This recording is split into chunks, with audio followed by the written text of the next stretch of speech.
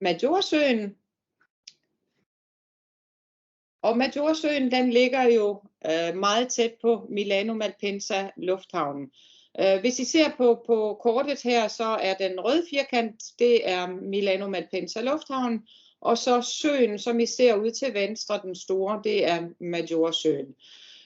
De små byer, som vi bruger, det er henholdsvis Baveno og Stresa, som I ser cirklet ind i den grønne cirkel her. Man kan også bo længere sydpå.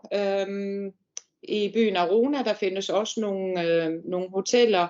Men jeg skal fortælle jer lidt om, hvorfor vi egentlig bruger henholdsvis Stresa, som er en ekstremt charmerende lille by, og også byen Baveno, som er nabobyen, der ligger bare 5 kilometer herfra. Det gør vi først og fremmest, fordi at de ligger præcis ud for øerne, som I ser her. Det er til venstre er det Fiskerøen, til højre er det Isola Bella, og ude bagved ser I Isola Madre. Grunden til, at vi bruger netop de her byer rigtig meget, det er fordi, at vi har nogle store hoteller, som har rigtig god kapacitet til kongres. Her på første slide, der ser I et hotel, som har over 300 værelser og med kæmpe mødelokaler og masser af breakout rooms.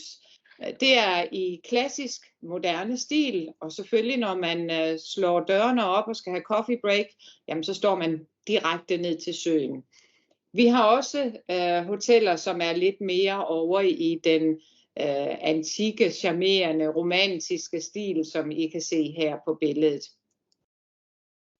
De ligger, som jeg sagde, netop ud for øerne, og hvis vi tager en bådtur over til den første af øerne, Isola Pescatori, som er Fiskerøen, ja, så når vi frem på bare 5 minutter. Og det betyder selvfølgelig, at hvis man har for eksempel en af de der delegationer, der kommer ind fra hele verden og skal sidde i møde hele dagen, men gerne vil have et eller andet lille pust ind på turen, så kan vi faktisk arrangere, at de sejler over til Fiskerøen, har lunch på øen.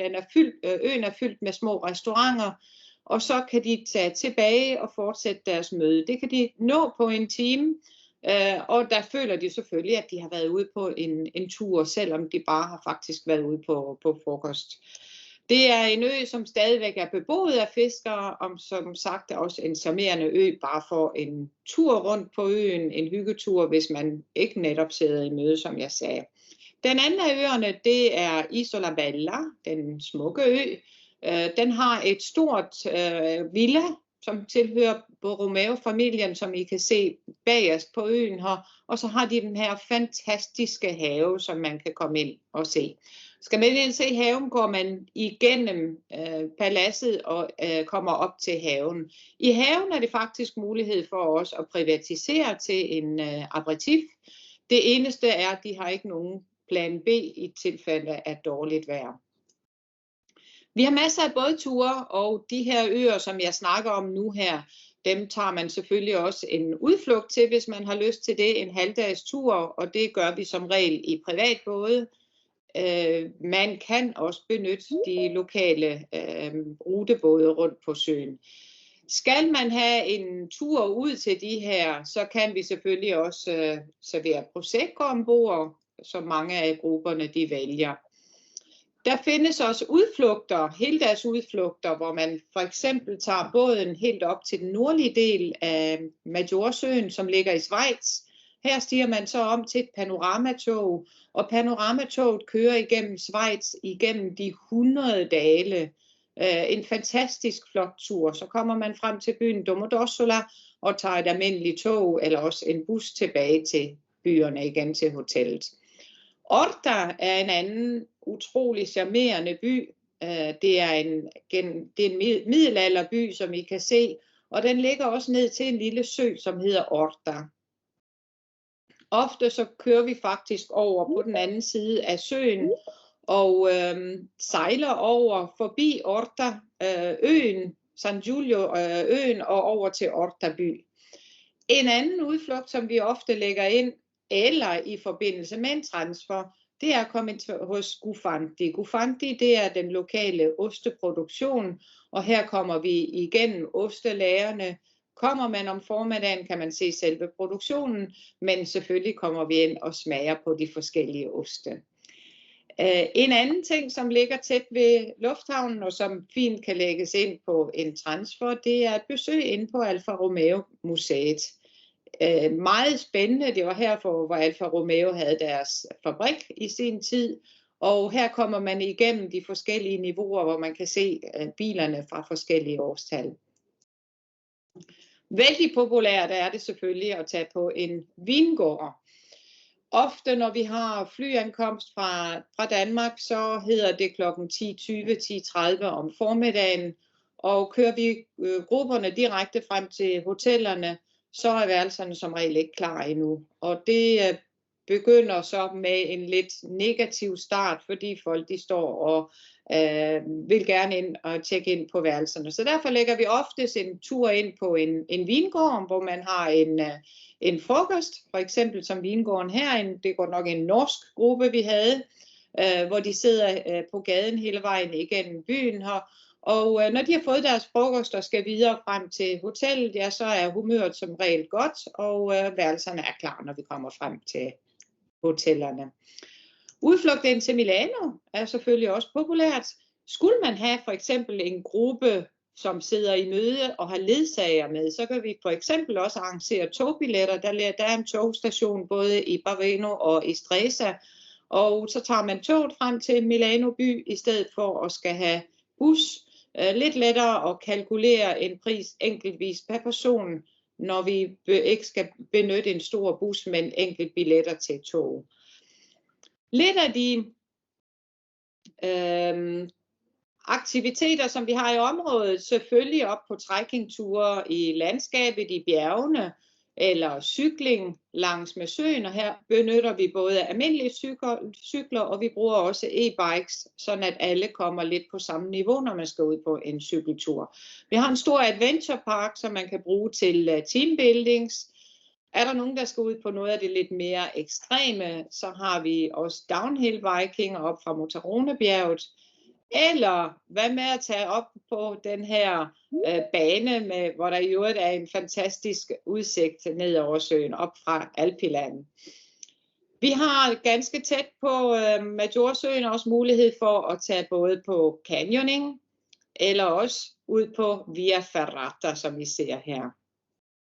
En ting, som er populært på firmagrupper, det er også at tage en Vespa-tur.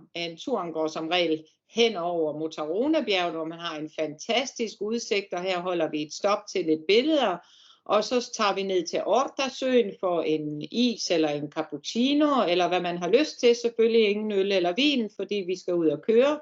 Men så slutter vi af på en vingård, og der har man mulighed for at drikke alt det vin, man har lyst til, fordi Vespaen bliver afleveret, og bussen kommer og henter os og kører os tilbage til hotellet igen. Andre populære aktiviteter er for eksempel også treasure hunt, eller skattejagt, som vi ganske enkelt kalder det, rundt på øerne, som også er en morsom aktivitet for grupperne. Når vi skal ud med grupperne og spise, så er en restaurant med udsigt over søen, blandt andet som alternativ til den, jeg fortalte jer om vingården, så er der mange, der tager den her restaurant, som har en fantastisk udsigt ned over byerne. Den ligger præcis op på bjerget mellem Baveno og Stresa. Men ellers også til et aftenarrangement, som I kan se på billederne her. Vi bruger også øerne om aftenen, og der kan man selvfølgelig gøre det, at man tillægger en partybåd undervejs, hvor man sejler en tur rundt på søen, rundt om øerne, og har aperitif. Vi kan også tage aperitif ind på øerne, som bagefter selvfølgelig bliver efterfulgt af middag på øerne. Vi har også en 2-stjernet Michelin-restaurant, hvor vi faktisk har fornuftige priser på menuer, og her kan vi have en galamiddag op til 300 personer med udsigt til den lille sø, som ligger ved siden af Majorsøen. I Stresa har vi også en skybar. Skybaren bruger vi blandt andet til aperitif, men vi bruger den også ofte til afterdinner. På hotellerne, der arrangerer vi både pizza, pasta, party, og vi arrangerer også barbecue dinner. Ved siden af hotellet i Baveno, der ligger der en disco, en Lido Beach, altså en strandbar, hvor vi både kan arrangere selvfølgelig, at man går på diskotek efter middag, vi kan arrangere middag på selve stedet her, og selvfølgelig slutte af med fyrværkeri, hvis der er nogen, der har økonomi og lyst til at slutte af med et kæmpe brag. Det var ganske kort med Djursøen. Nu flyver vi videre helt ned sydpå, ned til den herlige ø Sicilien. Sicilien har 2 lufthavne. De har Catania og Palermo. De har flere lufthavne, men de mest kendte lufthavne, man flyver til, det er Palermo og Catania. I dag der vil jeg tage Palermo-området, som er lidt mindre kendt end Catania. Palermo er en ekstrem kontrastby, fordi man ser det gamle, antikke, vi vil måske kalde det for det lidt slidte bydel. Og så ser vi de imponerende palæer rundt omkring i byen. Den I ser her, det er katedralen midt i byen. Dertil kommer der, at man har bygget noget ganske nyt, eller bygget er i gang med at bygge, fordi man er faktisk ikke helt færdig endnu. Det er det, der hedder Marina Bay, som er havneområdet, som bliver super moderne. De lokale, de kalder det for Palermos Dubai, så vildt er det nu ikke, men i hvert fald et spændende område, hvor der også er kongreshaller, der er masser af restauranter, og utrolig charmerende kontrast til den antikke by Palermo. Byer omkring, det er for eksempel Cefalù, hvor vi også har masser af hoteller. Og ellers, hvis vi tager tilbage til Palermo igen, så skal jeg sige, at man skal være varsom, når man vælger hotel i Palermo, fordi stjernerne er nok drysset lidt ned fra himlen på mange af hotellerne. Finder I et 4-stjernet, så kan I ikke garantere, at det er 4-stjernet. Der findes 4-stjernede hoteller i Palermo. Her er et af dem, der ligger inde i centrum. Vi har også nogle fantastiske resort-hoteller. Det her er et 5-stjernet hotel, som ligger udenfor, altså hvis man skal ud og bo tæt ved vandet, hvor man i øvrigt også har all inclusive.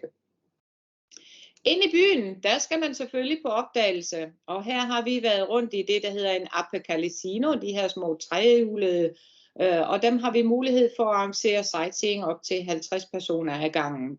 Det er en super god måde til at komme rundt i byen, og husk, Palermo er der varmt allerede i april-maj måned, der kan det godt være ekstremt varmt for os skandinaver.